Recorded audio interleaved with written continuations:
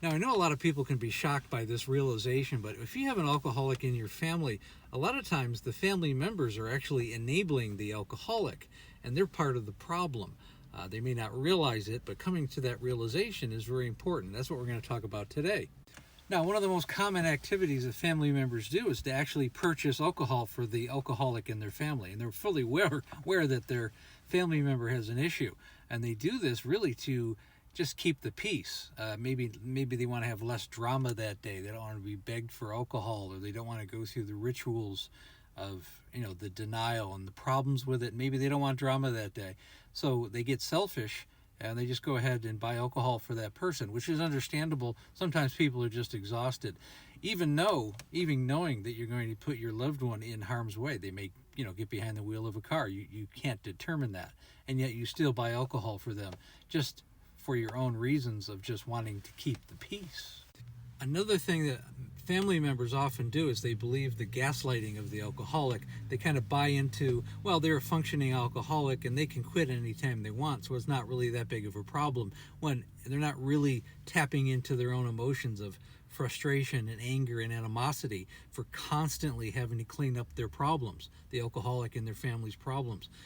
Family members got to have the realization that they need to create boundaries and they need to abide by them.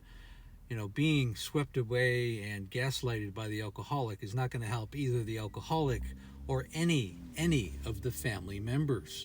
And really, the greatest enabling activity is when the alcoholic and the family is given a free ride, when they don't have to pay bills, they don't need a job, they have free rent and food and board, and either a spouse or the parents of the alcoholic are taking care of that. And in reality, the family really has a lot of animosity for that, and they're not facing their own emotions. It's not helping the family at all, and it's not helping the alcoholic, because they don't have to live up to their expectations. They don't have to change. Everything's already taken care of. They can continue to drink, even though they're told not to, but they have no incentive.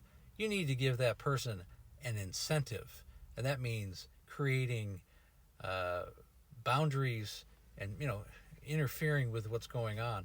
You need to have accountability, and maybe it's time for an intervention. You need to sit down and say, this is, if this continues, then we're all going to change, and you might have to live somewhere else. These are realities that families need to face. And if this resonates with you, if this type of situation is something that you're dealing with in your life, schedule a breakthrough call, and the links above. I've helped thousands of alcoholics, but mostly I've helped their families.